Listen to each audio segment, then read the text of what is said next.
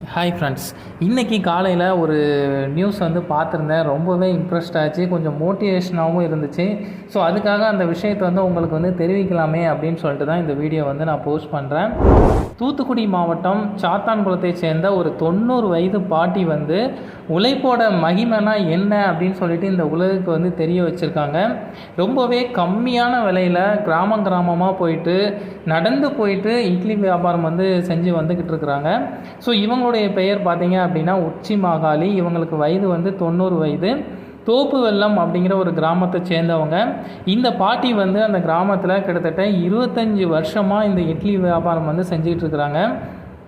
காலையில் 4 மணிக்கெல்லாம் எழுந்து இட்லிக்கு தேவையான சட்னி, சாம்பார், கார சட்னி அப்படின்னு எல்லாத்தையுமே ரெடி பண்ணிவிட்டு இட்லியும் வேக வச்சு எடுத்து ஒரு பாத்திரத்தில் எடுத்துக்கிட்டு நடைப்பயணமாக போயிட்டு கிராமமாக போய் இட்லி வந்து வியாபாரம் செய்கிறாங்க.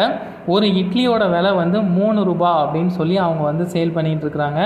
ஸோ திசையன் விலையில் அவருடைய மகன் வந்து இருக்கிறாங்க. அவருடைய மகன் வந்து இந்த வயசான காலத்தில் ஏம்மா நீ வந்து கஷ்டப்படுற, என் கூட வந்து ஓய்விடுமா அப்படின்னு சொன்னாலும் அந்த 90 வயது பாட்டி வந்து நான் வந்து கடைசி காலம் வரைக்கும் இந்த இட்லி வியாபாரம் தான் பண்ணுவேன் அப்படின்னு சொல்லி நடந்து போயிட்டு இந்த வியாபாரத்தை வந்து பண்ணிக்கிட்டு இருக்கிறாங்க.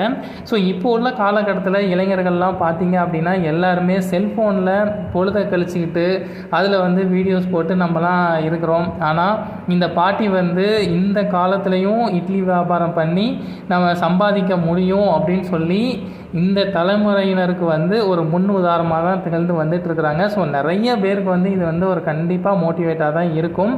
ஸோ இந்த விஷயத்தை பற்றி நீங்கள் என்ன நினைக்கிறீங்க அப்படிங்கிறத மறக்காமல் கமெண்ட் பாக்ஸில் பதிவு பண்ணுங்கள்.